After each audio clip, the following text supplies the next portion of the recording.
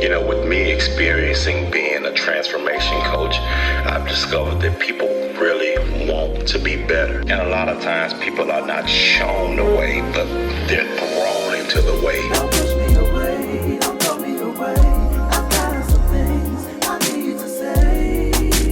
Tell me, won't you hear me? If you are a leader of any sorts, we have to meet people right there, right where they are. That's the only way we'll be able to really push for effective change. We really want to be better, and we gotta help each other get there, y'all, because the world needs to see it. Welcome to another episode of Ray Bridging here. This is the place where the people get to hear you and the world get to see it. What's up, Bridgers? What's up, Bridgers? What's up, family? I hope y'all are well. I hope you are well. I hope your day has been going good. Your time has been going good. I know we've been sitting here and listening to music, and we got a singer in the house. He just kind of like, great stuff with a song. I know he was had a solo singer on today. Right. I think he was a little nervous, but I was like, oh God, but yeah, bro. We got a singer on this thing today, but Yes, sir.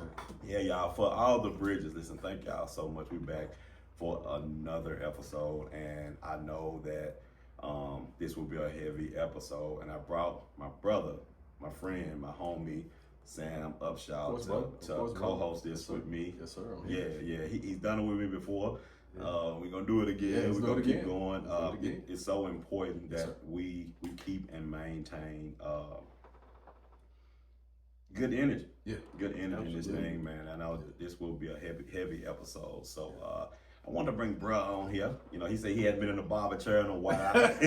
So he probably about 25 years. About 25 years. He probably be in the bathroom in the mirror looking. What you use? But you use a razor or you use a clipper? Man. Old school, man. Okay. They use a razor. Work your shit. Some cats use clippers, man. I use clippers just to like shape stuff up a little bit, but everything else old school razor, man. Yeah.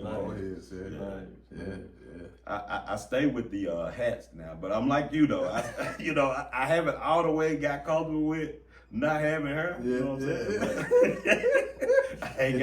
It take a little minute. I think I cut mine like when I was about 26. Oh dang! But I didn't really appreciate it till I turned like 30 though. Oh dang! Okay. When I had kids, when I got married, I had kids, so I didn't really like. They was, it was cool with that. You know what I'm saying? But it took me a minute to get used to it though. Yeah. Y'all have fun with that. Yeah, I know, man. Listen, you got a few more years, bro. Wait. Don't you got man. Oh, how do you? I'll be 35 Monday. 35? Okay. Yeah. He might be okay. He might be all right. I'm his barber, so I'm his barber, so you see stuff that we don't. You see stuff he don't see. Right. He winning right now, but okay, cool. Yeah, we gonna pray he keep winning. We gonna pray he keep winning. Let me win, y'all. Let me win. You winning. You got your locks. You got the. What's that old group, bro? Jump. Oh, crisscross. You got the crisscross. You remember? No. Now you get now. I know this your audience, but you only get one. I'm let you hear that one. Strike one. But nah, it's good though. I appreciate it. Yeah, man. Yeah, it's good. Yeah, bro. Wait till them just turn gray though. I'm ready for it. I'm already great. It ain't gonna be hot. Jump. It's gonna be hot. Skip. But 35 a milestone, bro. What you doing for your birthday, bro? Yeah, man. I'm actually chilling this year. I'm not doing too much. I'm in the process of moving. Okay. Or whatever. And it's a nice move for me.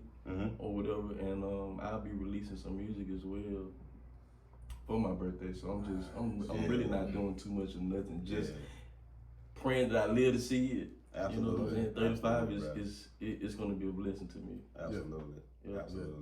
Now, y'all, I know we just sitting here talking, but if you have not, before I get into the episode, if you have not already subscribed, if you have not shared, if you have not liked, if you have not commented on it, I want you so bad to be able to do this. Thumbs up, share, like, subscribe. It's so important because it goes to the growth of the podcast. I want to know what type of episodes to keep recording if I don't get like the voices of the people. So and the feedback, so we want that. We good. I'm sitting here today with like two of my brothers. Sam and I are hosting this together because it's a topic that you know is weighty, is weighty, if you will. And so we got a guest. We got a guest on my brother Lavorsker, Frison, Junior, Senior. I don't know why I said Junior. Yes. Yeah, but I'm gonna say it right. I'm just teasing. Lavorsker Frison. This is my boy. We call him. You might know him as Quick. We call him Quick. But he Junior to me. You know, he's a real senior. Is it like Harlem Nights is quick to whoop your ass? It's like quick. that. It's like that. It's like that. That's what I'm constantly telling him. It's like that. No, it's like that. It's like that for sure. It's like that for sure. He can do that. That's my brother. Yeah. Oh God. But yeah, we talking about something heavy today, y'all. Something heavy today that we all deal with. But I think that for black men, like we our numbers are like pretty at the bottom of the barrel with this thing. You know what I'm saying? Man, but we're gonna unpack. Yeah. The weight we carry. Yeah. The weight we carry, suicide, silence, and stigma, man. And that's pretty heavy. And as we open, I definitely now. Side note, not really side note, but side note. I know my brother, who's co-hosting this with me. He has a little more historical context. I'm not a historian, but I know he gonna come with some history pieces. So this is Katrina's brother. So he's coming with some history pieces. So I thought it was important because I think it would help land the topic. That we're talking about, we're discussing today, and it's just so important for us black men to understand. Absolutely, we carry weights, bro. We carry weights, and it's so important that we sit and we do this, and we really have this conversation today. So we gonna get going, bro. You got anything you want to open up with? Just first things first. Just appreciate you, brother, for inviting me to just. Man, I'm just be here. You know what I'm saying? Like, just to be here. Even if I wasn't helping you host, just being in the energy of the place, it's just so important. Being around other brothers that you can relate to. You know what I'm saying? Like, it didn't have anything to do with age, background, what kind of church you go to, you don't go to church, whatever. Right. We black men, we all deal with the same shit. Absolutely. Real you know what I mean? I don't want to get you deep my task, not about apologize, but you know what I mean? Like, no, you good, bro. No, it's like we all deal with the same stuff. So why not be around people who you can relate to? Yeah. And we need to spend more time relating to each other. Absolutely. Because we spend enough time trying to go out everywhere else. Right. You know what I'm saying? Instead of bringing that love back home. Absolutely. You know what I mean? Absolutely. And so we've been taught. I don't want to get too far into it, but we've been taught to go out and save the world. Absolutely. That's what we were taught. We were taught to go out and save the world, and we haven't even got into. But just even from perspective of growing up in black church and black communities, you were always taught black man had to go out and get it. Absolutely. And if you didn't, you weren't worth your salt. You know what I'm saying? So we've gone and got degrees, and we moved away, and we got the homes and new moves and all this kind of stuff. But we pushed so much out into the world for everybody else to take a part of, and we've lost the connectivity with each other the same way. You know what I'm saying? Because we're the only ones that can replenish each other anyway. Right. Real talk. Because we're the only ones that have melanin. You see what I'm talking about? You see what I'm talking about? You see what I'm saying? Yeah. So melanated people can only relate to melanated people. Right. Makes sense, bro. Real talk. You know what I mean? So we've done so much of giving everybody else our energy. We got to give it back to each other. Absolutely. And we got to give it back to each other. We got to give it back to us because we just being the male, the black male, to your point, bro, like so much sits on our shoulders, right? And it's a weight. And I was thinking about the topic, and I'm gonna unleash you in a minute, brother. Please, yes. But I was thinking about the topic and what we're discussing and talking about, and when I think about all the things we know we try to be, I know nobody wants to, no black man. Yeah. And I feel like this is, y'all correct me if I'm wrong, this was sits at the center of this for me when I think about suicide, when I think about the weight, when I think about silence and stigma as a black man. Not one black man want to feel weak. One black man want to feel broke.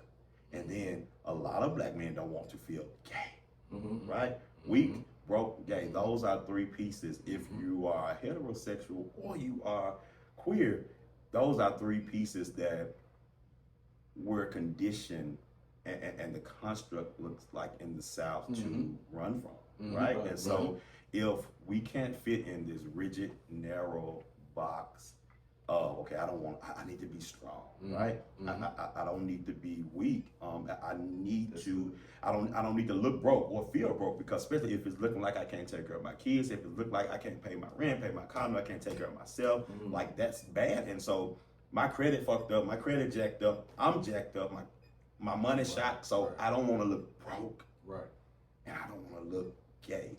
I just had an episode with my brother Rich. Shout out to Rich. We talked about either you're a real man or you're gay, and I feel like that construct, unbeknownst to us, and it is not even said loud because it sounds fucked up loud, right? But when we think about it, like everybody wants to stay away from soft, tender. Yeah, like that's the thing. If you are soft, if you are tender, if you are somebody who embraces more of your feminine characteristics, or who have more feminine characteristics, like you like, damn, bro, I'm that thing that nobody wants to be. So nobody wants to be that, and so we don't put for real, like we sit masculinity, we carry it just kind of loosely, randomly, and we just have certain things we look at and say, okay, that's a real man, and that's not, and that's just not what it is. And because of that, because of those pieces, we have the silence. We have the stigma. You know, we have the suicide attempts. That's so real. You know, so starting that, I just wanted to, before we get deep off into it, I wanted to introduce my guest, and he has a story, Lavorsker, Frison. I want to introduce you, and I just want you to, I like the guests to kind of talk a little bit about themselves, whatever you want the bridges to know, but you can share a little bit about who you are and what you have going, man. Before we get into your story, man, just share who you are, bro. Oh, for sure. So, as he said, my name is Lavorsker Frison Sr. I normally go by my middle name, which is Quick, Q-U-I-K. You can follow me on IG, Facebook, all of that good stuff. I'm an artist. The higher power, God definitely blessed me with the voice, and I use it to the best of my abilities. I'm not the best singer in the world. Oh, man. Or whatever. Yeah, you know what I'm saying? But, you know, I do a little 1, 2, 3, 4, 5. I'm a father of 2 amazing boys, whom I love to my core. And I am a Christian. I do believe in Jesus Christ. And I'm a regular human being out here just trying to get it for real. I'm brand new to the entrepreneur world. And I'm trying to get it the best way I can, you know what I'm saying? The honest way, the right way. That's right. Just a little bit about me. Wow, that's what's up, bro. Thank you for that, bro. Sure. I got a stat I wanted to read, man. Come on with it. And it's alarming. If you can, or if you will, look up the stats on black men and suicide, and it's something wrong, y'all. Like it's something really, really wrong. And the constructs we've been under and we've been on, we feel like we've been doing what we needed to do. And I think that it's a major shift happening where a black man is concerned, how we look at ourselves emotionally, how we look at ourselves even physically, how we take care of ourselves, like it's happening, bro. But I want to read this stat, man. Suicide is a major concern, particularly among young black men. In 2022, it was the 3rd leading cause of death for black and African Americans aged 10 to 24. Wait a minute, if you don't mind, can you say those ages? Yeah, aged 10 to 24. Wow. 10 to 24. 10 to 24. I read one more, the increased suicide rates for black and African Americans overall. While still lower than the rates for non-Hispanic white populations, the suicide rates among black and African Americans has been increasing from 5.5 per 100,000 in 2021 to 7.7 per 100,000 in 2020. So our suicide rates are going up, man, and we're tired. We are carrying loads that some of them are unrealistic, some of them are really not even like we try to live under standards that the people who giving us the standards ain't living. You know what I'm saying? So it's like, bro, like what we doing? Like what's going on, man? Man, you know, it's the classic example of do as I say, do and not as I do. Oh my God. You know, that's what, and it's, excuse me, I'm sorry for clearing my throat. You're I good, apologize. But that is in reflection, and I can only speak, you know, from the perspective of a black man in America, right? I was born in '78. I'm an 80s baby and 90s teenager and adolescent, right?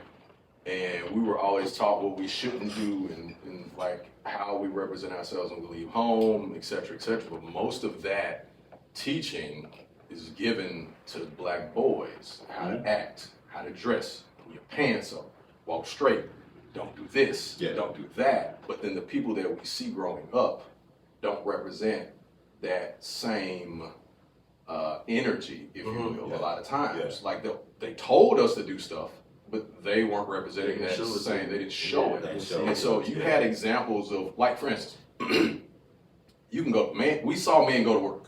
Right. We saw them go to work if they had a nice car, particularly, and I refer to church, this is what I grew up in. Wow. If they had a nice car, we thought that man, deacon, elder, brother, whoever, had it going on because he had a nice ride. He had a good job. Right. Him and his family came to church dressed pretty nice, etc. But we didn't know he was cheating on his wife or beating his kids. Right, exactly. You know what I'm saying? But this same dude may have been in the pulpit giving examples to us on how we should live and was not following those same examples. Yeah. What that does is give us confusion. Right. Right. As we get older. And that illusion. An illusion. Yeah, and absolutely, it leaves bro. us like not knowing that is also an effect, and you can piggyback on this and pass it on, but that also affects our psyche. Absolutely. Because we start thinking, well, what did I do wrong? Absolutely. Right.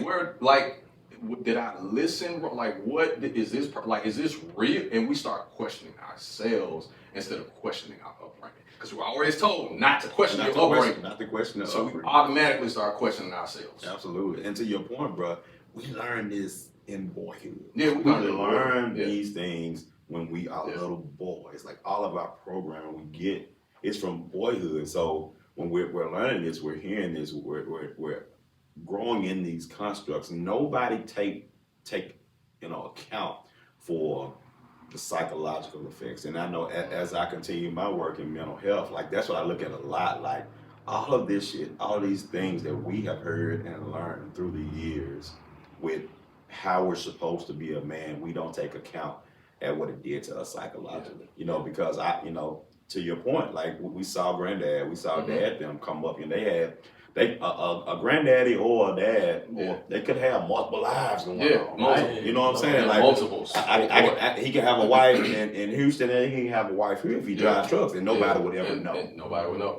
You know what I'm saying? So you find out at the funeral, right. Like everybody else. That's my brother. That's my brother, right? Yeah. Right. And so we learned that, bro. And so as we get into this conversation, man, I want to talk about some expectations. You know what I'm saying? Some expectations, provider roles, unresolved trauma, and we brought Quick on today because he has a story. Yeah, definitely want to hear it. And he has a suicidal attempt that he's had, and he's a few years past it now, and I think the creator that you got past that. But I want to give you the floor, man. I want to give you the floor to open and just kind of share what you feel comfortable with sharing. For sure. And what you feel comfortable with sharing. And so, if you are someone that has attempt or even consider thinking about it right now, this is the episode for you to listen to and watch. Absolutely. Real talk. So I want to give you the floor. I appreciate that. Even with my suicidal attempt, it was almost successful. Like I was seconds away from it being successful, for real. So I'm really grateful to even be in this space. I appreciate you. Thank you for the opportunity to even be in this space. I do have a story. Growing up in the church, of course, my grandfather being my pastor, living in the house with him, seeing so much, hearing so much, being involved with so much. And as a child growing up, I grew up with the mentality knowing that one day I had to grow up and one day I was going to be a preacher. I knew I was going to be a preacher. I knew I was going to be a pastor. I just knew it, just growing up, being in that space or whatever. So with me knowing that I was going to be a preacher, me knowing that I was going to be a pastor, I knew I had to look like it. I knew I had to have a wife. I knew I had to have kids. I knew I had to have the perfect family, the perfect picture family, in order for me to be successful in the pastoral realm or the church realm. When I say successful, people only follow what they believe is what is deemed a good life or a good Christian life. No, absolutely. Come on, talk about it. Yeah, come on. I was preaching for 13 years. Come on, talk about it. Yeah. Mind you, I don't take anything for granted. I love my kids to the core. Absolutely. I'll do anything for them. They are always first. I appreciate my ex-wife or whatever. 10 years that God allowed us to be together. I don't take anything back from that.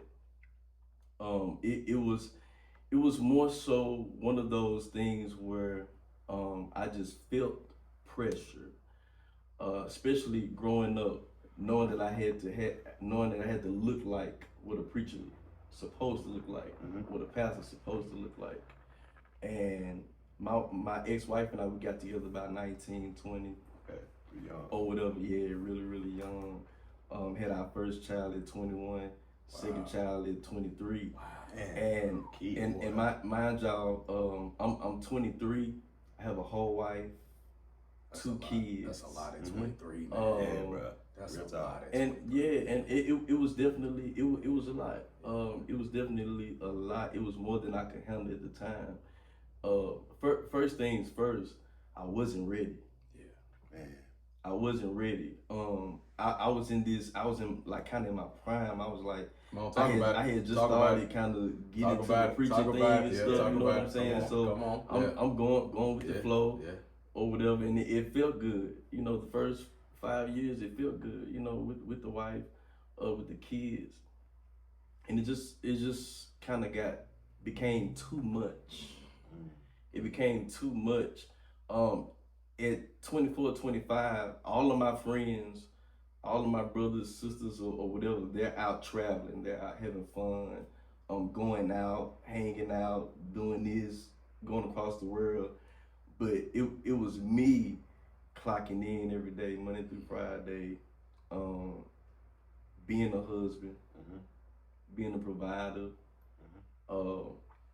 At the time, during my marriage, my ex-wife, she was just really unable to work a lot because she had really bad asthma. Everything triggered her. Right. Everything triggered her asthma. Top-notch asthmatic. But even with that, I had to carry a whole lot. I want to say whole fucking lot, but I know a lot of people be watching this. Oh, that's okay. But I had to carry a lot as far as like bills were concerned and things of that nature. And we'll say it, bro. You ain't. We'll. Y'all cooking for me now. Yeah, we got you. Everybody cusses. Right, they cuss, bro. No, Everybody. Yeah. Yeah, so I had to deal with a lot. They cussing not. That thing. They cussing not. Right. So 2017 popped around, and I feel like I was at my lowest. I feel like like it was just a little bit too much for me or whatever. But I kind of kept it to myself. Okay. Because I didn't want to seem like I wasn't the man or any of that stuff. Yeah. So for 2 years, I walked around so happy. So it seemed. I walked around always smiling, laughing, just this good energy human being. And people didn't even know within those 2 years, I was so depressed. I was at my lowest. I mean, I didn't know which way I was going or what I was gonna do, but nobody knew it. And that's simply because I had preferred to suffer in silence versus being out loud with it. And it's especially being a Christian or in the church scene, it's not easy to be transparent or whatever. And then when you be transparent, you know, you don't know if you're gonna be received or not, or whatever. So you just keep it to yourself. You know what I'm saying? Like, just don't say nothing. Just pretend like everything is cool. I did that for 2 years, and I don't mean to be too long. You good? I did that for 2 years, until I just couldn't do it no more. Literally, it was just a lot going on in my head at one time. Like, and sad to say that this statement has low key became a cliche, but it's a real thing. Like, mental health is real. Absolutely. That's a real thing. Oh, absolutely. Absolutely. That's a real thing. Like, people really go through dealing with their mental health. I'm a witness of it. It was pretty heavy on me. July 2019, to be exact, July 15th, 2019, a month after my 30th birthday. After my 29th birthday, excuse me. One Monday morning, and I kind of know what caused it. I mean, I had got kind of slammed with a lot of bills at the time. My emotions were all over the place. I was giving my ex-wife attitude for no reason. You know what I'm saying? I was just all over the place, for real. But yeah, kind of still smiling on the outside. You know, kind of letting everybody know I'm alright, but I'm really not alright. So one Monday morning, I opened my eyes, got out of my bed, went and looked in my closet. We had a nice little walk through closet. And I was just looking and I was pondering. And I said to myself, all right, quick, what do you want to die in today? Wow. And so I literally, this is a real thing, mental health. I mean, it's a real thing. I literally picked what I wanted to die in at that moment. And so put my clothes on. At this point, I'm headed to work. It's time for me to go to work. Then I made a detour. And I went to Walmart parking lot, which is located in Whitehaven, the one in Whitehaven, and I had a bottle of Xanax pills. At this point, what was rushing through my mind was, I feel like my family would be better without me. I feel like that if I wasn't here, that it just would be, you know, they'll be a lot better without me. That's just all I was thinking about at that moment. Without hesitation, I knew what today was. I knew it was gonna happen. I had it in my mind. You had already thought about it. Yeah. I woke up trying to see what I was gonna die in. Wow. You know what I'm saying? And so I took 27 Xanax pills. Wow. 27. I remember the count because, of course, excuse me, I'm finna die, so I'm pouring them out. 1, 2, 3, 4, 27. I swallowed all of them at the same time. Wow. Sat there in my truck, just waiting, you know, just like what's about to happen. And then I blacked out one time for like maybe 2 seconds, and I started thinking about my kids. I got scared as hell, cause I'm just like I don't know, like cause anything can happen. I'll be dead, but like my kids would probably hate me for that. You know what I'm saying? Or leaving them, or it was just really stingy for me to even be like they'd be better off without me, including my ex-wife at the time. You know what I'm saying? Why was I thinking like that? So maybe 5 minutes, 6-10 minutes in, everything just started going black, and I can't really remember the time, but it was around 10ish in the morning or whatever, and I literally blacked out. From that point on, I don't remember or recall anything that happened until I was resuscitated. In some type of way, mind y'all, 27 Xanax pills. You gotta look it up. That is crazy. That's insane. Like you really tried to take yourself out of here quick. 27 Xanax pills. I blacked out. Some type of way I managed, and I don't know this. I'm only going by what I'm told. Some type of way I managed to drive 3 minutes to my grandparents' house. Wow. Went into their driveway. I kind of bumped or ran into the back of one of the cars, and I was just out there for a minute. My mom, God rest her soul, my mom said that I was slumped over in the car or whatever, but she didn't really know what was going on. But she waited like a minute and then came out, and I wasn't breathing. I was foaming at the mouth and all this stuff. Grandfather ran out, tried to do CPR on me and all this stuff. The paramedics, they said it took them almost 10 minutes to really bring me back or whatever. And the next thing I know, from the Walmart parking lot, I woke up in the hospital next, and it had been 2 days. I had been gone for like knocked out, coma, whatever you want to call it, for a little minute. And that had changed my life, simply because I knew that I was supposed to be gone. You couldn't tell me anything different. And from that moment on, I knew that I needed therapy. I knew that I needed help. Wow. And I didn't get help right away. Wow. I didn't get help right away, and it's crazy because I didn't get help right away because I was nervous of what people would think.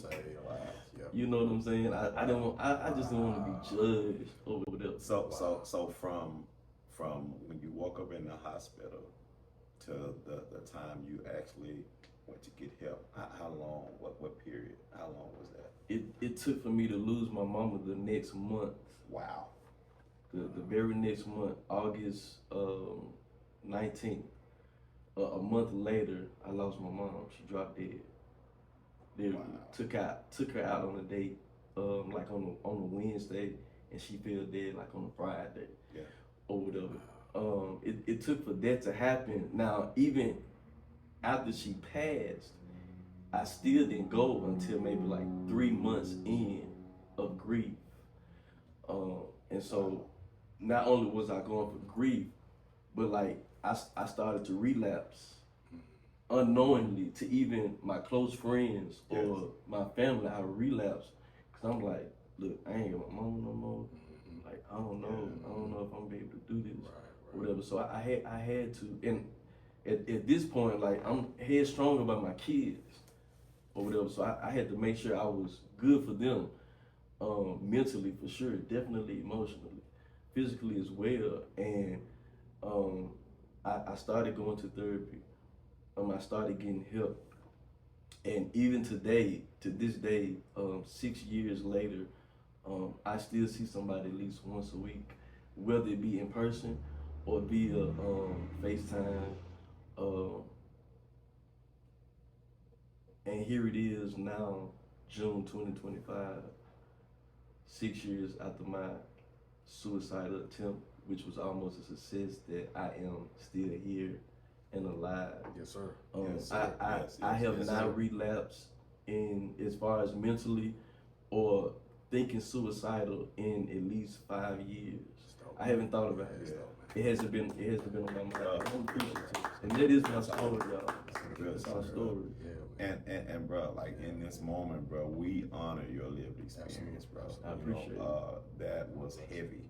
And I think that when you said what he said, bro, I like to think about that I don't want to be weak. Like, I don't want to appear broke, like, cause my bills, I don't want to be weak. And bro, like, that was heavy. The fact that you, after your attempt, like, there wasn't cause you had a stint at Lakeside, didn't you? 7 days. You had a stint at Lakeside, but even beyond that, like, it was still like, I got to get back to it. I can remember, bro. You had to get back to it. You were going, you were singing, you were preaching, like you were doing the thing, bro. Right after, and I really didn't do the whole 7 days. It wasn't Lakeside. It was another one, upscale, because I'm level 9 bougie. So I'm never gonna do Lakeside. I'm always gonna be upscale. However, there's nothing wrong with Lakeside. But if you're Lakeside, you better go to Lakeside. No, You ain't got no choice. For real though. No, and for you to go through that. Oh, let me say what I was about to say. Okay, go ahead. Yeah, and so I only did 6 days there, but mind you, the weekend before I attempted suicide, I think I had preached that Sunday or whatever, and then while at the mental health hospital for those 6 days, I didn't stay 7, because on the 7th day I had to be in Texas for church. Wow. Or whatever. So I still didn't get a chance to heal. I couldn't heal in there because there was so much going on. For real. Or whatever. They were trying to give me meds and stuff. I was like, I don't need like, I shouldn't even be here right now type stuff. Right. You know what I'm saying? So like you said, even after that, I went right back to going. And I just didn't have time to really get the help I needed because I had to do what I had to do. Like I'm back at it now. We have to get back to the script. And that, brothers, men, even women who's watching, y'all, the script is not more important than our lives. And hearing you and hearing your story, bro, like all I hear is, I gotta get back to the script. I gotta get back to work. I gotta get back to ministry. I gotta get back. And we run and we go, bro, until we just deplete. And the bottom falls out. And it's true, we can't pour from an empty cup. Right. Mm-hmm. But we work to please others so much. So hard. We don't realize when that level is going down. Yeah. Because naturally we have the ability. That brother said he was right back preaching. Right back preaching. The 7th day. The 7th day. That's something that we have. That strength that we have. That fortitude that we have. That's why he was able to do that. But that strength and fortitude is also what the world uses against us. God, man. That's also what they use against us. Man. Because even the people that may have known or may not have known what you were dealing with, I'm pretty sure somebody spiritually around you could sense that. Yeah. And they were supposed to, with all of the Holy Ghost that they got, say something to you. Yeah. See, that's when the spiritual father comes in. Or the old church mother said, baby, you're doing too much. Doing too much, right. What happened to that? Right, we don't have that anymore. We don't have that now. Man. It used, somebody was, what you? You might need to get that with somebody else. Yeah. You might need to take some time. You got 5-star ministry now. And see, that's the thing. Yeah. But also, I'm pretty sure he saw preachers in his era doing the same thing. Yes. Yes. So that's why he felt like, I gotta get back to it, because if I don't, my ministry's gonna fail. Like, I know what you mean by that. Because I was in ministry for 13. I was raised, my dad is a preacher. Yeah. You know the whole family. Yes. Whole family Absolutely. preachers all over the country, all over the world. Absolutely. Okay? That same mentality, that same energy, that's what I had growing up. You're gonna preach, you can get to church, you're gonna, all this stuff, right? I had personally myself no problem with doing ministry. I didn't find out till I started preaching that I shouldn't have been preaching. Wow. So I stopped. Bro, wow. So I stopped. Wow. And see, that's the problem with the church. We make preachers and men in the church feel like they have to do. You got to do it. You got to preach. You got to do. Wow. No, I can just come to church and enjoy it and maybe be a part of. Yes. Because your ministry is actually at home. Wow. Wow. It's actually at home. Wow. When we get married, when we have children, you become the pastor and bishop and overseer of your house. Yes. That's real. Yes. But we're pushed to go take care of everybody else's kids. Yes. And preach to everybody else's problems except our own. Yes. Yes. Wow. That's where the issues come from with the husband and wife. You wasn't mad at her. Absolutely. She wasn't doing nothing to you. And you had no ill intention toward her. That was the hurt coming out of you, man. Yeah. And I know it because I've been there too. Yeah. Wow. Talk about it, Sam. Talk about it. You know what I'm saying? Yeah. Like, I understand, and there are several key words that he said that hit me because, and it resonates. He mentioned his kids more than once. Mm-hmm. Yes, several times. That's something else. Black men, we love our kids. Mm-hmm. We love our nieces and nephews. Mm-hmm. Because we don't want them to go through the same shit we did. Yes, absolutely. Absolutely. We just we hadn't been taught until recently how to relay those messages to them properly, though. Because they weren't relayed to us properly. You know what I mean? Yeah. That brother was like, I gotta get back to dude. I understand. Yeah, man. Yeah, Like, I felt that. Like, Yeah, bro. like, For real. like, for real. Like, and you mentioned, you went right back to preaching on the Sabbath day. Yeah. Like, Mhm. that is. Right back at it. That's a word we call, have you ever heard I'm a nerd. Anyway, uncanny. Yeah. That's not normal. It's not That's normal. not natural. Yeah. Yeah. That's not regular. Real talk. Real That's talk. superhuman. Yes, and it's unattainable, bro. We can't stay there. Yeah, and the thing is that I'm certain that at some point in time, somebody that was pulling on you, Yes. somebody that was pulling on you, right? That was pulling, right?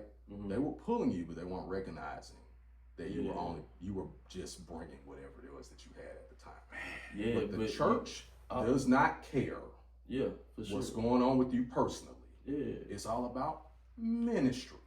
Yeah, but however, we've learned as black men, I say, or even black Christians or black preachers, we've just learned how to mask well.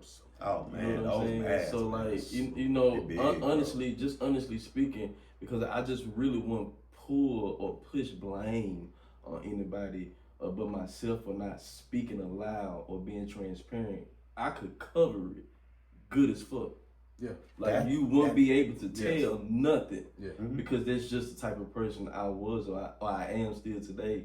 I don't cover anything up now, but I'm just saying like now with my mentality, I'm telling somebody bro, I'm feeling like this, I'm thinking like this. Right. What kind of helped me. Yeah. Back then, I was just smiling like God is good, type of stuff. Like I learned at an early age, growing up in church, just how to mask how I really feel. You know what I'm saying? Right, Give the right. people what they want to see. Yes. Right. You know what I'm saying? Yeah. And bro, to your point, that's the illusion. Yeah, absolutely. That's the Absolutely. illusion that Very dangerous one too. Absolutely. that Very we dangerous. got it, Extremely right? dangerous. We got it. And when we're at the height of that illusion, to add to y'all stories, like I can remember like me trying to figure out my queerness and where I fit in this world. Like I got two sisters and a brother. None of them queer. And I'm like, I can remember being in the moment. Now, I never attempted suicide, but I can remember being in the moment like, damn, God, why am I here? Like, why do you have me here? Like, this world could be better without me. This world could, like, my family would be better because I got this thing that nobody else have. And if you just take me, if you just, like, get me out of here, man, I'm good because I don't even have a purpose. And I can remember being a teenager, thinking those thoughts, feeling those thoughts, man. So I resonate with you, bro. I resonate with you, bro, because those thoughts are real, and that's the illusion. And when we're at the height of the illusion, when we're at the height of those masks, that's when that's when our tank is running hot. That's when we run out of gas. That's exactly when we run out of gas. Yes. I've never had this conversation with any man and was being truthful that when they reached their height of success in whatever endeavor that they were doing, that's when they were the most empty. That's when they were the most empty. I believe it. Like almost every single time I talked to anybody, I was like, man, I got this promotion, VP. Wow. You know, Just because you got it don't mean you got it. It doesn't mean you got it. Wow. So let's go here though. Why do we stay silent? We have shit that we have on the inside, bro. Why? And y'all, just give me y'all a second to think about it. Just the silence of it all, And I know the historical nature of all this with black men and Jim Crow and economic hardship, church messaging, all these pieces all these pieces don't counter. They aid in us keeping it to ourselves. They aid this, y'all, and of course this is not an attack on the church, but we know that most of us who are watching and even sitting here now, absolutely, all of us grew up in it, and so now, like there's more. We talked about it on the other episode. There's more black men in jail than there is in church, bro. And so we have failed as an institution with our men because we're carrying these weights and these illusions, and we're wearing these masks, and we're quiet as hell about it. Well, y'all know how long it took me to be able to sit here in front of that camera. I don't know who's on the other side of this listening to me. For me to say I'm a queer man, it took I never thought I'd be able to say that, bro. But when I left ministry, May 2017, I said this on my second or third episode, y'all. This is the most honest and transparent I've ever been in my life, bro. Sam, bro, that fucked me up, bro.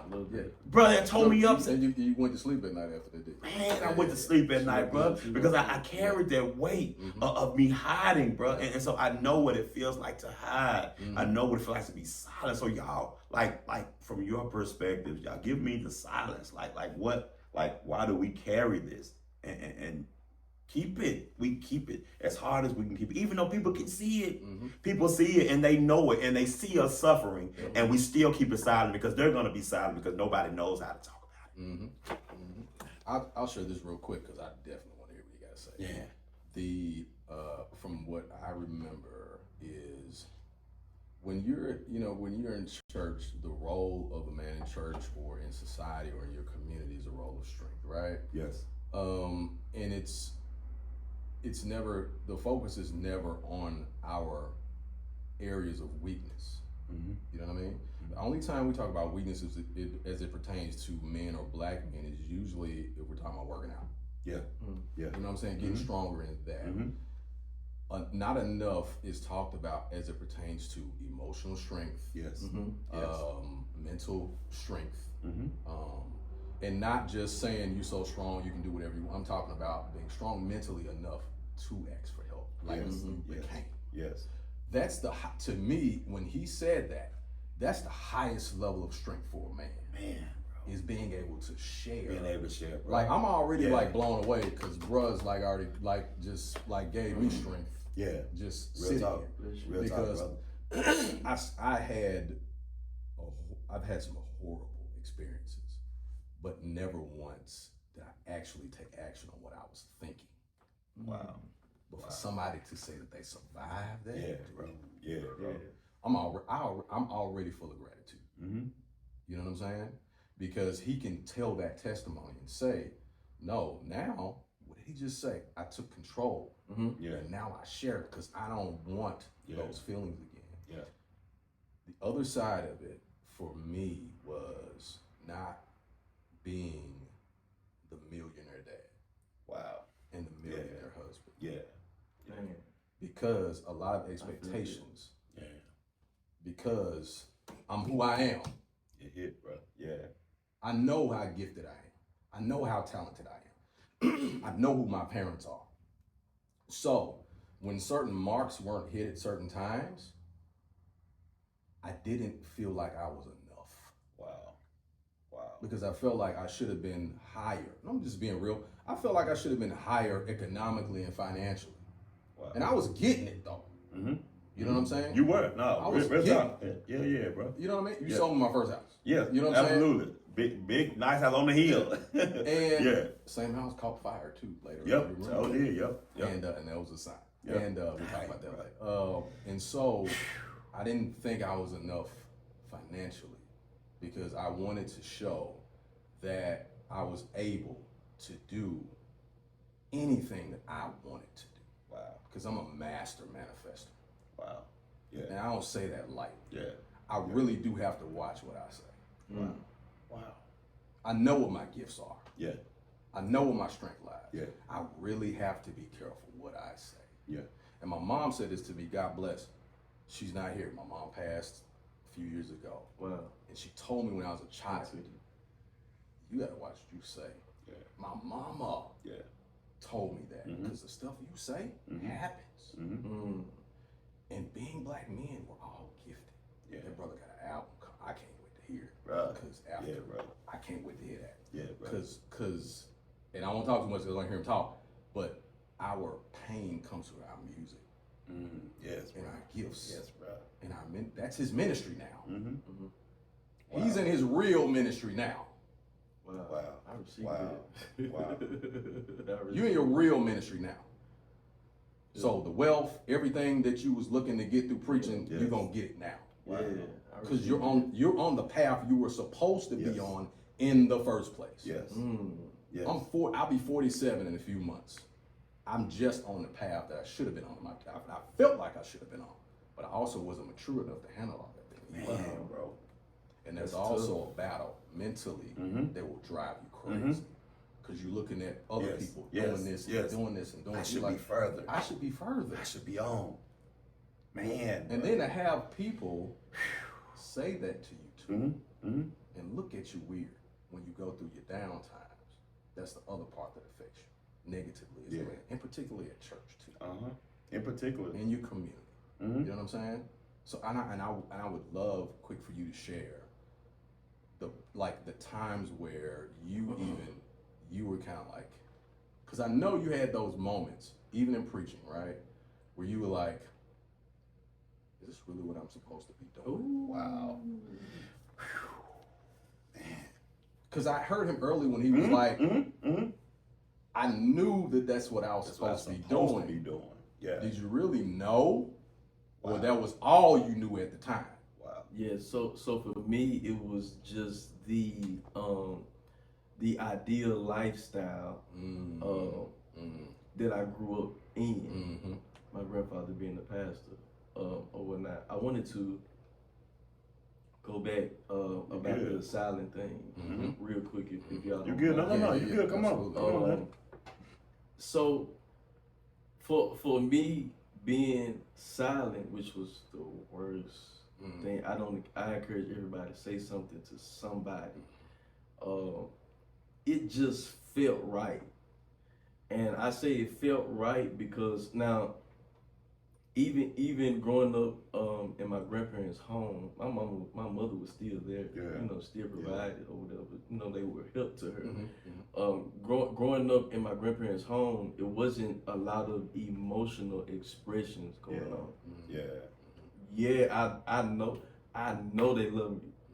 Right. Till this day, I'm 35 years old and spoiled rotten. Yeah. Thank God for my grandparents. Yeah. Shout out to them. But growing up in the household, it just really wasn't a lot of emotional expressions, especially from my role model, my grandfather. Okay, talk You know about what I'm saying? it. Talk about Old that. school Talk cat. about it. Talk You about know it. what I'm saying? A real man. Looked up to him and all of this stuff. It would have probably altered a lot of things if I heard "I love you" a lot from my grandfather. Yeah. Now today is different. I guess he's a lot older now. He was probably like a granddad at 50 or whatever the case is. So he's a lot older now, and we're all, me and my grandparents, we're more. We express our emotions a lot more. It's "I love you," hugs, kisses. That's wonderful, man. Yeah, all of this stuff. Yes, sir. And back then it was just me growing up seeing that like I really shouldn't be expressing myself because I didn't see it. I didn't feel it. I didn't see my role model doing it. So when I was going through the mental break or dealing with mental health or was even thinking suicidal, it just didn't dawn on me to say anything because I just felt like, well, I am this grown man. I am a father and I'm a husband. I'm a provider. So I really shouldn't show such a weak side by telling nobody how I really feel. Which is why today I teach my kids. I teach my sons. I only have 2 sons. I teach them to always express yourself, regardless of what it is. Like, let daddy know how you feel. Because guess what? I'm gonna let you know how I feel. Exactly. You know what I'm saying? I never want them to feel how I feel growing up. I didn't feel no kind of way. I don't have no traumatic stories. Yeah. I didn't have a bad childhood. I was raised good home, taken care of. I'm glad you shared that too. Yeah. People assume just because you weren't abused at home, you absolutely can't, no stress out. abusing going on. Yeah, my family like top notch, like love type stuff. May not had always said it or expressed it, but it was there for sure. So I didn't have no traumatic childhood or whatever, and I didn't want my kids growing up like I grew up, you know, without having someone say or their father figure say or their father me say, I love you, son, or I'm here, call me if you need me. You know what I'm saying? Every time I get off the phone with them, it's always I love you, call me if you need me type stuff. And they've got to the point now, 11 and 14, to where it's like they gonna tell me they love me before I tell them. And it does my heart so good. You know what I'm saying? So like the silence for me right then and there just felt right. But I do want to encourage all of the listeners out there. We hear this all of the time to speak out and say something, but it's extremely imperative to have somebody somewhere where you can share something with. You know what I'm saying? Because your testimony may not end up like my testimony. Right. I survived. Absolutely. 27 Xanax, y'all. Man, that's y'all know what Xanax is, That's heavy. I've Y'all never heard. 27 I've never heard it. Right, So bro. I ain't never heard And about you surviving drove that, up the man. street. And drove some up type of the way. And I don't remember none of it. Wow. This is what I'm being told. You know what I'm saying? So like y'all, you know, everybody's story is gonna end up different. Yeah. Be careful and say something, because this silent shit kill you. It kills, and it's the notion that if I give off that I need help, I'm a liability. Yeah. Like if we need help, Yeah, bro, if I need help, because I was told when I was 18, when I graduated high school, that now you grown, and now you gonna see what it's like to be an adult, to pay light bill, to pay phone bill, to pay car note. So going through, we have this mindset, because I'm a man, because I'm trying to live, because I'm grown now, I cannot be in a position of where I need. Because I got to provide, right? I got to protect. I got to profess. So if I'm in a position to where I look like I need, I feel like I'm a liability, and I'm bleeding on you. I'm bleeding. I don't want to ask my brother for anything, because my car is about to get repossessed. I can't tell my brother, can't talk to my woman about it. Bro. Definitely can't. I mean, oh my God. Listen. Like, you know what I'm saying? Like, who I'm gonna tell? Right. Who tell? Right. And when you say a woman, I'm thinking about a black man dating. Yeah. You know what I'm saying? I'm thinking about dating, and I can't even show up that way, and I can't let a mug know that I ain't got no money this weekend to go out. Yeah. You want to go to wine on the river, and I ain't got no money to go. Listen, and then you gotta look at a whole conversations about broke dudes and all this kind of stuff. Oh my God. It's like, all right, man. Like, all right, okay. But then at the same time, before you get into any of that stuff, like you said, you're already thinking it like, man, I'm not even finna try to, because I know I ain't. You know what I'm saying? Like, you know what I'm saying? Like, and if you say like, hey, well, I'm not, you know what I mean? What we do is we'll put ourselves in debt just so we don't look like we ain't got it. Yeah. Instead of just not having it. Title on. We're gonna run and go get it. I need to get these. I've done it before. Real talk, bro. I gotta catch this up because I gotta take care of this, but I don't want to look like I ain't got it. struggling. And I think that's the other thing when he mentioned about not talking. We don't want to look like we got it. Even though the data says everything around us says the opposite. Yeah. But we're forced to try to act like it's not real. You sound crazy. It's so crazy. You sound crazy. And to your point, if I look emotional, if I cry too hard, I look gay. And I don't want to look gay. Or you a bitch. Or you a bitch. You're a bitch. You a bitch ass nigga. Exactly. And exactly. bro, like that's what I said. God, and so And I know we're being graphic right now, y'all, but for real, like that's reality, and we feel that, and we get lost there, and we get drunk. We get when we isolate, y'all. When you isolate, you can get drunk on your own thoughts. And when we get drunk on those thoughts, y'all, it's poison, bro. It's poison, man. And we go to the other end, bro. Yep. Wow, bro. Yeah. Wow. Reveal. That's one. I think that's one. And then if you talk about like, when it comes to, anybody that's being abused or treated the wrong way, whatever. I think that's what happens, especially in any community, not just ours. The silence is what allows the actions to keep going on. Absolutely. So it's the same way with us, like with our own problems. Like if you bothered as a kid or whatever, it's always like, okay, somebody finds out later that this happened because that child felt embarrassed and they felt like it was their fault and they were, you know what I'm saying? They're not looking at the fact that I didn't do nothing, this happened to me. Well, we're taught to be quiet about everything. So that's another part that we take on, you know what I'm saying, on our side as well. That we feel like, well, man, I'm having these problems, like, I can't talk to nobody.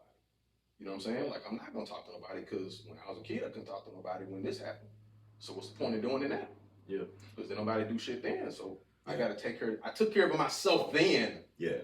So I got to keep taking care of it myself. Wow. So we're not able to carry all of it. And whether you you said, he grew up in a house, there was plenty of love. He was protected, he was covered, protected. And he still got to a point where things are too heavy for him. Yes. Gosh. Yeah. That's what I mean, that blows me away because a lot of times we attempt to associate suicide, mental health issues with young men with something that actually happened to them. You know what I'm saying? They're not looking at the fact that I didn't do nothing, this happened to me. Well, we're taught to be quiet about everything. So that's another part that we take on, you know what I'm saying, on our side as well. That we feel like, well, man, I'm having these problems, like, I can't talk to nobody.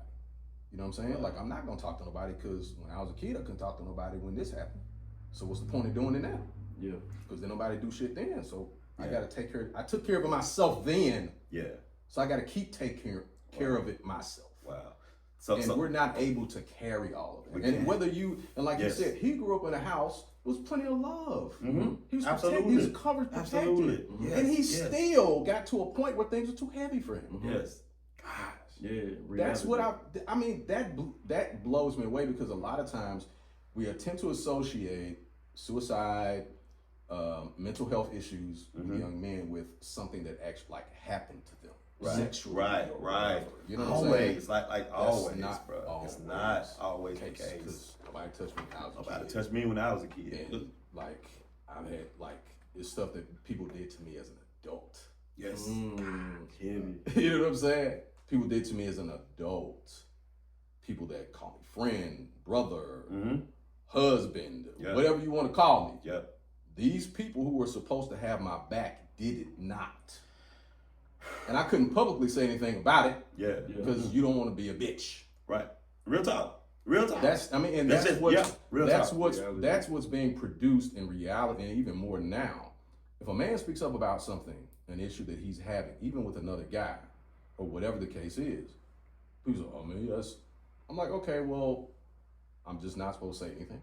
Yeah. I'm not supposed to respond. I'm not supposed to. We're supposed to just take it all. People can insult us, call us whatever. We're supposed to be cool and I'm just be godlike. You know what I'm saying? I'm a godly man. I don't respond to stuff like, we get pissed off too. We get mad too. We want to break shit up too. Absolutely, bro. Right? Absolutely. But we're still, we're forced to be quiet. I gotta go to work tomorrow. Yeah, just don't. I gotta pay these bills. Don't entertain it. I don't want to embarrass my family. You know what I'm saying? Like you said, you got some stuff you just can't even entertain. Absolutely. But what happens is a lot of times we attempt to not do that, but some of us, we take on too much. Yes. We take on. We start taking, I think at this point in time, and I would like to hear from you guys, at what point in time, after we realized, because he kind of gave a timeline of events, right? He had all these things leading up, right, to this experience, and there was a climax, but there wasn't an end there. Yeah. You know what I'm saying? Right. He had the opportunity to come back on the other side and start all over again. So there's points in those cycles where we need to start pinpointing when things are happening. Wow. And recognize it in each other. Yes. Like, what stage are you at? Yes. Bro? Yes. Like, what's going on with you? Yes, that's good, bro. I ain't That's heard good. from you in like 2 That's days. good. Like, what's up? Like, That's good. You good? That's good. You know, even if we don't know what's going on, you know, and you guys can speak to this. There was a stage, and you mentioned going to get therapy. Before you got therapy, after when you were, because you, and somewhere in between, I think when you talked about your mom passing, was there a moment like that just hit you, or did you just decide one day, like, hey, I think it's time for me to go get some help, or was there some kind of epiphany or whatever it was? Were you in prayer and that happened? Help us to kind of understand your mindset. Yeah, I wasn't in prayer. I feel like just like anybody else grieving, like, you know, you just really not even into the prayer and stuff for real. That's right. So I low key lost connection with the higher power for real. I just really went into it after I lost my mama.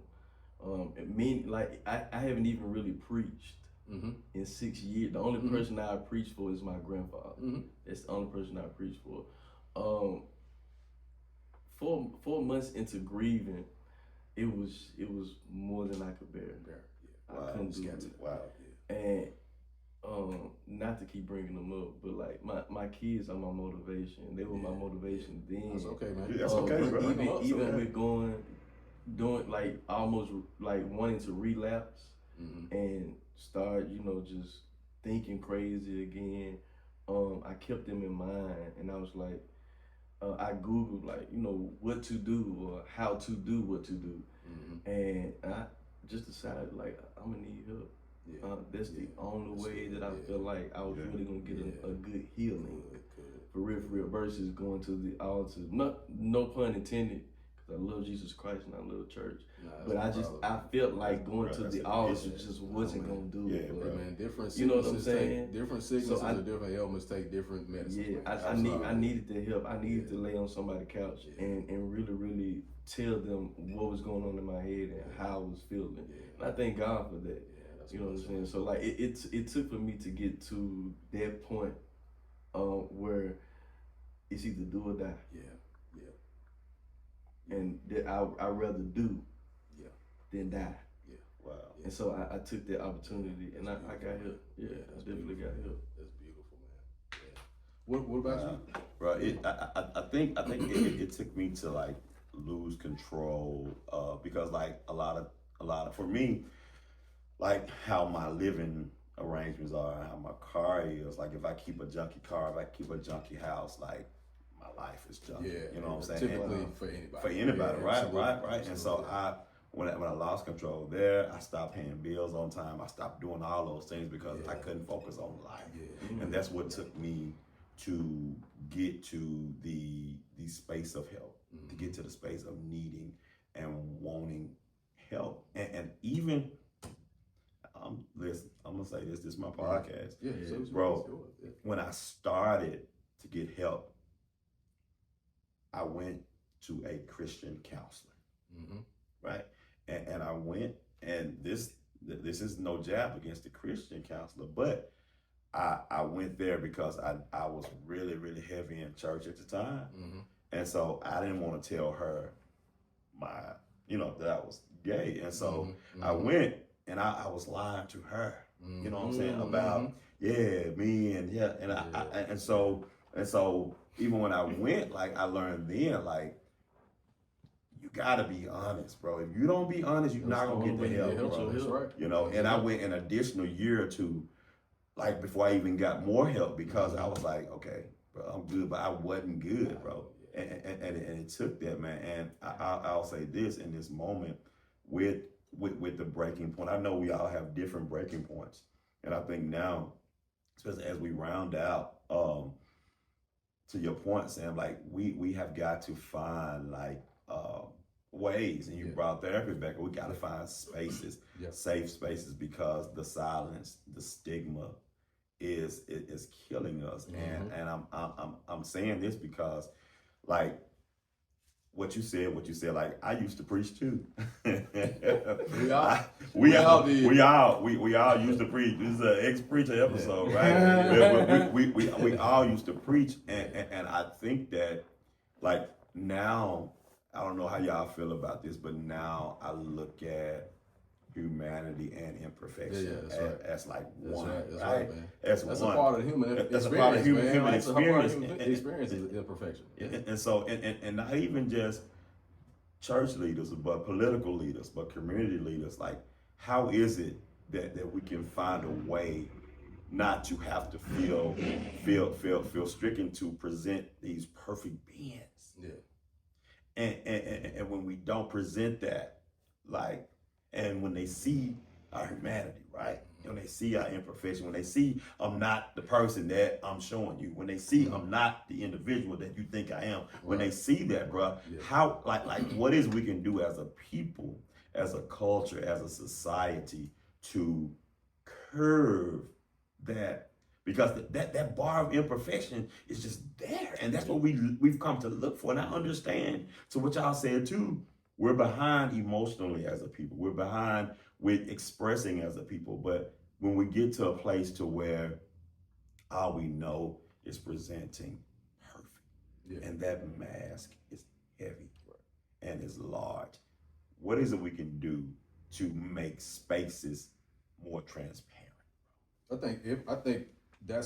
I believe that would be, and this is a good question for the audiences as well. You know, you guys can share in the comments, you know, what would be ways to increase the opportunities for, and quick you can add to allow Black men to speak, Black boys to speak, because as you mentioned, and I go back to those statistics, those suicides started 10 years old. And so, you know, one way I already know, you know, I mean, this man right here is like MLK to me. Like, you know what I mean? Like, real talk. Like, he doesn't know. Like, I follow everything he does. Wow, bro. But also, I know the impact that this man has had in the community, because it's impacted me, it's impacted my nephews, my entire family. Wow.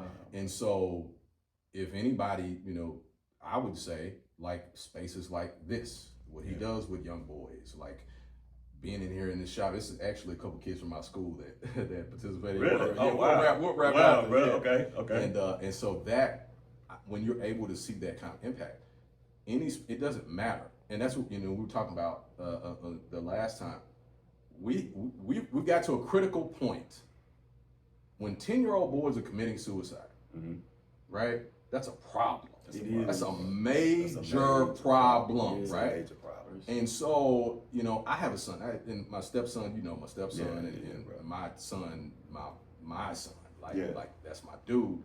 And we've had conversations about things like this. And so everybody's got to play a part. Yes. The church, willingly, the mosque, the synagogue, the schools, the barber shops, the beauty salon. Everybody's got to play a part. Yes. Because if there's no Black men, there is no Black community. There's no Black community. Yeah. They need us. The seed comes from us. Yes, bro. It don't fall out of the sky and rain. It comes from us. Yes. So if there's no us, there's no us. Right. You know what I'm saying? So everybody's got to start opening those spaces up. Wow. Mama's got to start back talking to their boys and stop complaining about the dudes not being there. Because my dad worked a lot and my mama didn't complain. My mama got on my ass. You understand? Yes, that's real. Yes. My mom said, "How you doing? What's wrong with you? You ain't looking right today." Yeah. My mama would ask me that. You see what I'm saying? So our women, y'all got to participate in this too. Listen. Because we look to y'all. Yes. We look to y'all. We look to y'all. We need y'all. Yes, we need y'all. But we don't need you downing us. Yes. Talking bad about us. Because if you're talking bad about us, you're talking bad about your son. You're talking bad about your nephew. You're talking bad about your grandson. Man, absolutely. Man, it's called, we talk about this village stuff. It's village don't just ain't all men. No. It's women, definitely. It's women. It's grandmama. Like, I grew up in a church that had church mothers that taught women how to dress, right? They may have been extreme in some ways, but there was still some type of guidance and care there. Yeah. Lady come to church, she got a black eye. He says, come on, let's talk to you. Yeah. You see what I'm saying? Instead of looking past it. Mm-hmm. We have to have every space available. Yes, we do. We've already got it, actually. Mm-hmm. We don't have to, like, and that's the other thing. We're starting, like, people, like, want to create all these new things. No, our community, black folks, we are so far ahead of everybody else as it pertains to real community, and we'll, you know, that's a whole nother conversation. But we already have the infrastructure in Yes, place. we do, bro. Yes, we do. Talk about it. We got the black church. We got the mosque. We got we got all, because all of us go to something. All of us go to something. We believe in or believe something. in something. Yeah. It doesn't matter. That's real. The focus has to be on how do we save these black boys, period, Yes. point blank. Yes, bro. Yes, bro. Let's Period. fix the problem. Like, you see what I'm saying? Real talk. Yeah. Real talk. Because there's no reason that this brother had that experience. There's no reason you have had that experience. How many young black men have considered taking their own lives, even when they hadn't been abused, when they ain't involved in gangs, when they ain't growing up around? I grew up around crack. Wow, bro. Prostitutes are on my street. Wow. Across the street from my house. Mm-hmm. Mm-hmm. There were shootouts in the daytime in South Memphis in 89, 90, 91, 92, 93, 90. Yeah. You see what I'm saying? Yeah. None of that made me want to hurt myself. Wow. What made me want to hurt myself is when I felt like I was looked at as less than or because I couldn't do something for other people. Because I couldn't do something for somebody else. Wow. That's deep. Wow. Because I couldn't do something for somebody else. And that's what we're told. Oh, you're not able to da-da-da-da-da. We get into this mindset that we go and go and go and go. Grind, grind. Hey, you know, respect me.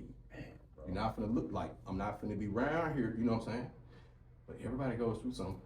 Yeah. Donald Trump filed bankruptcy how many times? About 30 times. About that. Right. Do you see his confidence low? Not at all. Not at all. But of course, he's a white male in America, so it's a Right. little bit different Right. situation for him. You know what I'm saying? Absolutely. But we were born with something better. Yes. Yes. We were born with something better. Absolutely. You mentioned having those type of spaces, and then you came back and said, well, we actually have those spaces.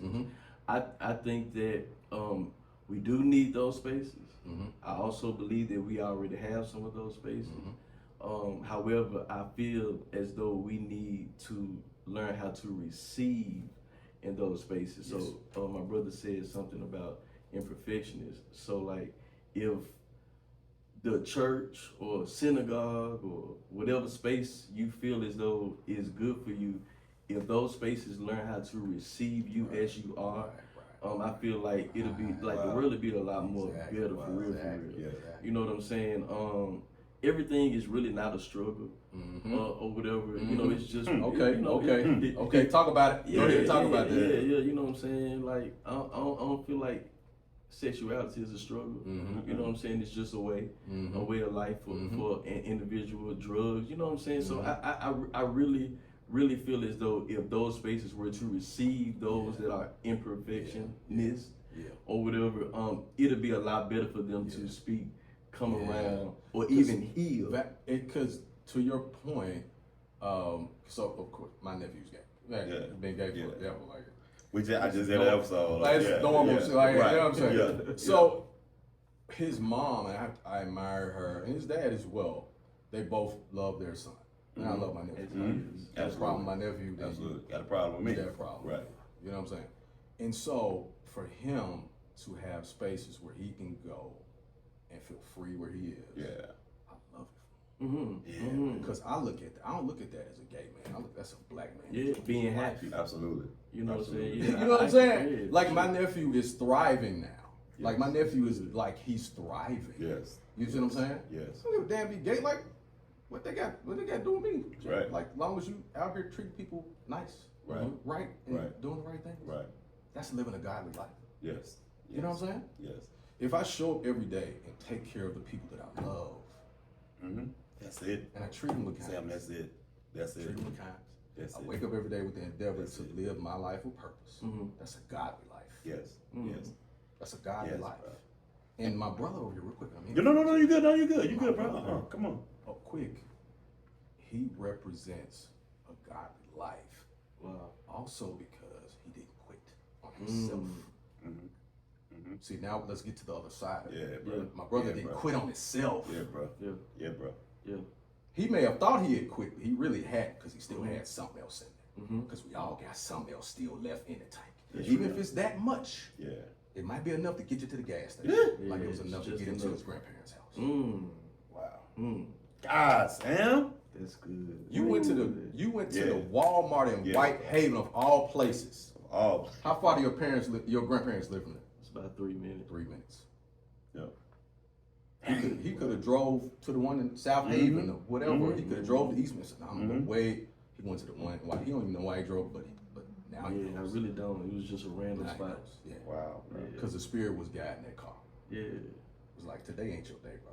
Wow. You may thought it was, but today ain't your day because you got I got a some trick other up. stuff I to do. got a trick for you. Yeah, you got some other stuff to do. Yeah.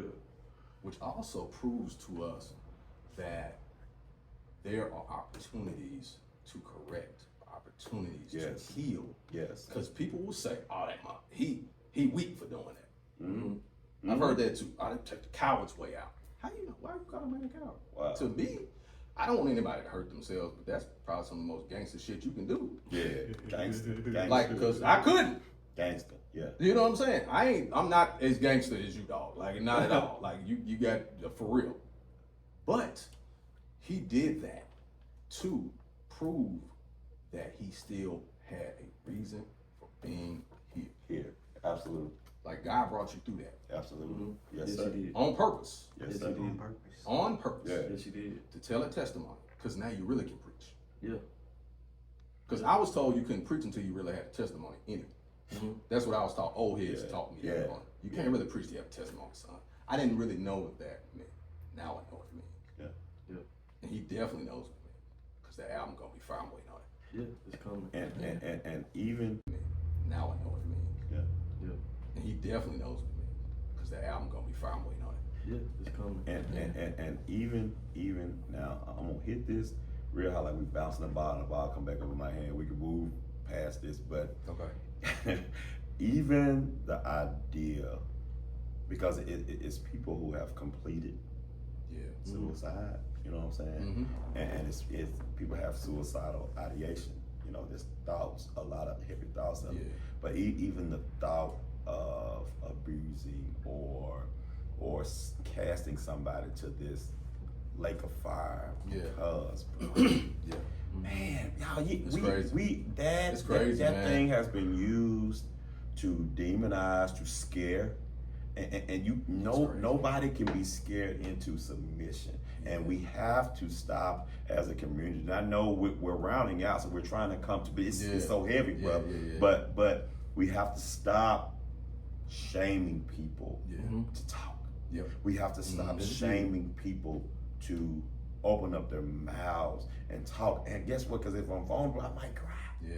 If I'm vulnerable, you might find out something about me that I didn't want you to find Yeah. out, bro. Yeah. If I'm vulnerable, you might know that I'm broke as hell. But because I feel like I'm a man, I can't show it, bro. That's why we need those spaces Yep, that's why to be we need able spaces. to receive. That's you know, right. Or That's be right. received, right? You know what I'm saying? Right. Yeah, all of that matters. Because And experiences are relative, like It's they're relative, bro. Real talk. Because I mean, here we're discussing these things. I mean, they're not easy to talk about. These are not things that are easy to talk about. No. But it takes great strength, and that's why even I talked about like the point, and I asked about the point in which he was like, all right, it's time for me to go and do something, and even like the time frame that he had the experience to when he finally decided. It still took a lot of strength to hold on in between that time, and then to say like, all right, this is too heavy. I gotta do something. Like I gotta do something. You know what I mean? And I think, we need to encourage our brothers to, when you get to your breaking point, do something. do something. Say Save somebody. Yes. And I know it may be difficult to be afraid that you're not going to be received, or if people don't respond to your text message right away or whatever the case is. You know how we can get a little temperamental these days, right? But there's always a ram in the bush. Yes. There's always a ram in the bush. And I'm appreciative of Brother Quick sharing that story, his testimony, because it's blessed me beyond what like seriously. And and me and Raymond have talked about this. We've talked about this, I'd say before, plenty of times. Yeah. You hit on it quick. You was like, the spaces have to be open to receiving that kind of content and that kind of information. Yes. Because that information, again, like Raymond said, is so heavy. Because who wants to talk about their problems to somebody? Yes. Especially when we go, especially when we're like, when I get done talking to them, is this gonna change? Is it gonna be fixed? Right. You know what I'm saying? Is it gonna really help? And I think that's the other part about like fixing. We're fixers too. You know what I'm saying? Absolutely. Like naturally, we're fixers ourselves. But then we're like, man, if I let my guard down and go talk to them about it, is this gonna fix the situation? Like, am I gonna feel better after? You know what I'm saying? Or like, what's and then we don't say nothing. Wow. And bro, to the point you just made, bro, I listened to a podcast earlier. A guy I follow real heavy. He had a guy on his podcast, real smart guy, and he was talking about, and to your point, he was talking about community and brotherhood and friendship, and if you bring me something, for example, like I and this is something we can do now, like if you bring me something, I need to ask you, do you just want me to hold space for you? Or do you want, are you looking for a solution? You know what I'm saying? Because every time, like sometimes a brother just may need somebody to hold space for. You know what I'm saying? Just hold space. Just hold what I'm saying with you. And because we are black men, we are such an expressive, colorful people. We're expressive. We're gonna express ourselves, but sometimes we just need people to hold space. So leaders, whatever organization, whatever institution you lead, is so important as a leader that you hold space for your people. And in this conversation, particularly black men, we need spaces that we can hold and we can talk about more than ass and basketball. You know what I'm saying? Like we need spaces. Because honestly, and I say this a lot in this barbershop, like the only spaces that is most of the time okay for black men to be expressive in is in grief. Right? It's in grief, or sports. Like you're able to, or and it's okay. I can grieve. I can grieve, and I can express myself when I get a new piece of ass. I can do that. Those spaces, it's okay. Man. But outside of that, bro, it's like, crazy. Nah, bro. Yeah, chill out. No, it's minimal. You're doing too much, bro. Like, bro, a little zesty. Bro, you doing too much, bro. Bro, a little emotional, bro. No, bro. Yeah. Man, bro. And also, I think we have to be careful of when we're going through our low moments as black men, that we don't, and it's difficult, right? That we don't engage in destructive behaviors. Wow. You know what I mean? That's That we don't, like, because even, go ahead. You saying that is absolutely correct. To those who are listening, but however, it's kind of easier said than done because I've been there. You know what I'm saying? Now, but it also goes back to the silent stuff, right? You know what I'm saying? So energy's got to go somewhere. Gotta go. Yeah, destructive behavior. It's almost soothing to those who are going through whatever's gonna take my mind off of whatever the hell I'm going through. Right. You know what I'm saying? Whatever that destructive behavior may be, it's good for the moment. But then after that moment is up, then you right back where you were. So that just go back to like, don't be silent. Say something. You know what I'm saying? But you are right. It's not. It's definitely unhealthy. Because what happens is, like you mentioned earlier, you start bleeding on everybody. Yeah. You know what I mean? Like, you start bleeding, you meet somebody, you go out, you hang out with them for a minute, you know what I'm saying? And then whatever, and that's done. It's like, well, what happened to dude? Like, well, they don't know you going through the worst moment of your life. They just think you hit it and quit. Went on about your business. You know what I'm saying? But that's really not what it was. You trying to find peace in something. Yeah, and something. You know what I'm saying? So whether it's the bottle or the draws or, you know what I'm saying, casino, whatever it is, gambling, whatever it is, you're trying to find peace in it because of the thing that you're facing is so difficult and so tough that it's like, man, you know what? I just handle myself.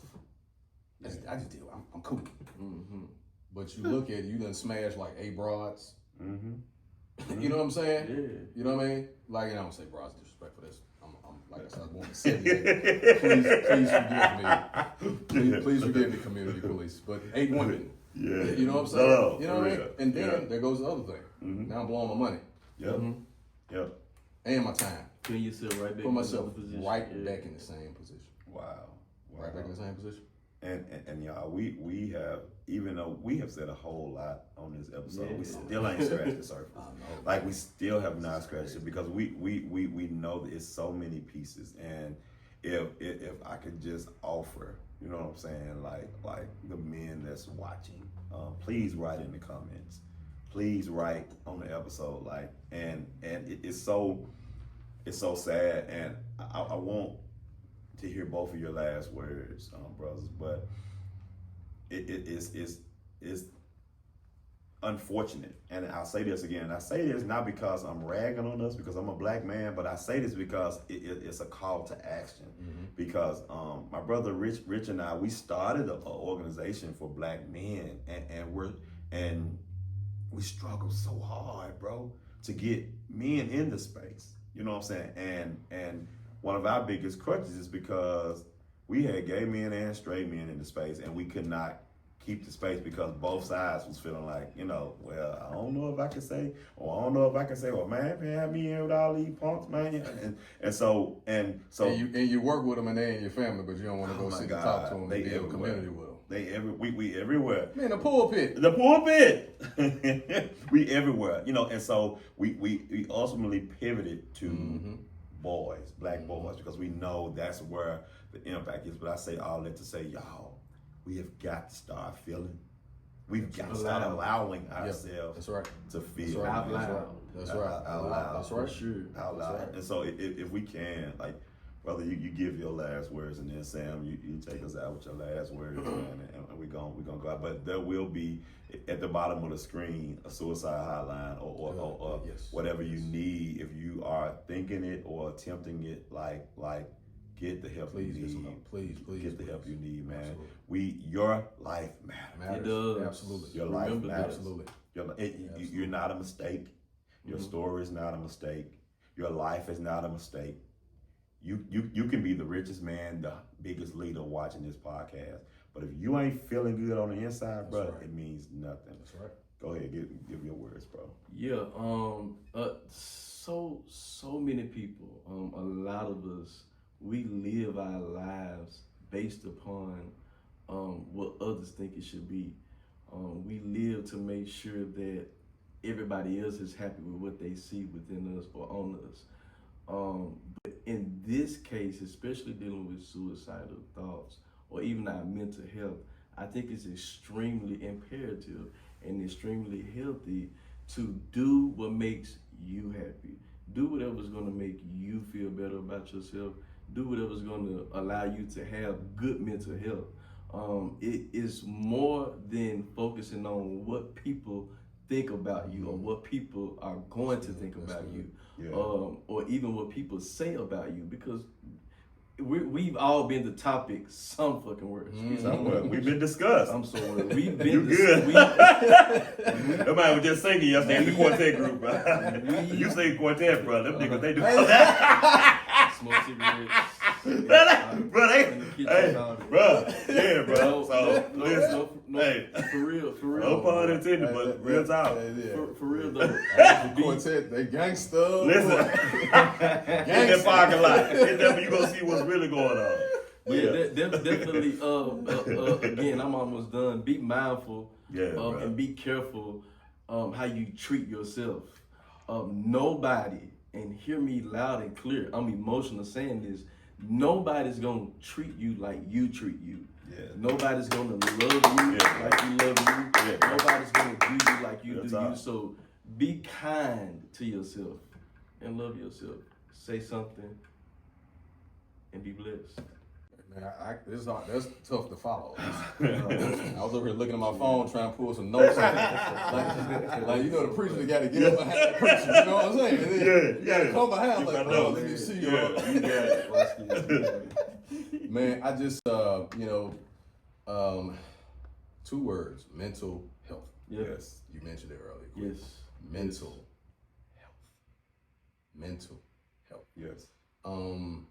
It's beyond important at this point that we focus on as black men, as black ministers, as black barbers, as black teachers, and black musicians and artists. It's important. It's important to take our mental health seriously. Yeah. I'm so appreciative. My brother Raymond invited me to be here today to just listen to Brother Quick talk. Your story again is amazing.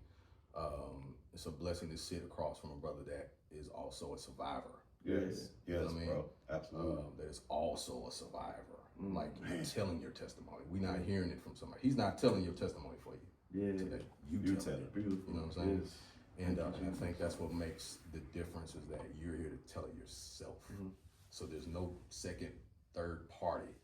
They can hear that word from you directly to them. Yes. And so that is, I think, what changes lives is when men share the personal experiences and show that vulnerability, but also show the high level of black male strength.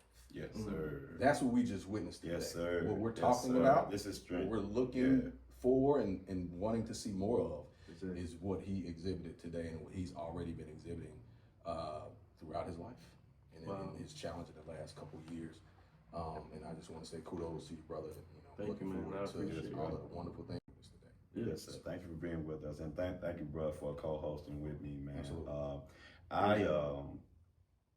One of my biggest pieces, and the reason why I'm doing this podcast, y'all, is to bridge humans. And I've had trusted friends, people who said to me, Remy, you don't have to bring up like pieces of your story every time, and but I think it's important because I want to be able to show representation that this is real life, that this is my real brother, like this is somebody I trust, you know what I'm saying? And he look at me as a man, I look at him as a man, same here, bro. And like, I want to depict real life and to show that we got to build bridges, bro, because at the end of the day, we are one. That's right. As black men, like we are one, bro. And so, again, if you are watching and you are struggling, you heard the men on the show, and I honor both of y'all lived experience, man. I guess we just 3 former preachers on this mug, but I know that. But we still ministering. We still minister. Yeah, I was just gonna say we minister, bro, and I know the pulpit just wasn't for us. Nah, it's too small anyway. It's too small, bro. Like that box is too small, and so the work that we're doing in this community, the work that we push in this community, and I want to bring bro back again on a financial episode. Bro be on that, bro. You be on that, bro, for real, because like one major piece, we don't know a lot. We don't be knowing a lot of stuff community wise. So it's important that we know what we put our stuff in. But anyway, thank y'all so much for watching. This has been another episode of Ray Bridging Humans, the place where the people get to hear you and the world get to see it. Love you, family. Peace. Peace out. Much love. Peace.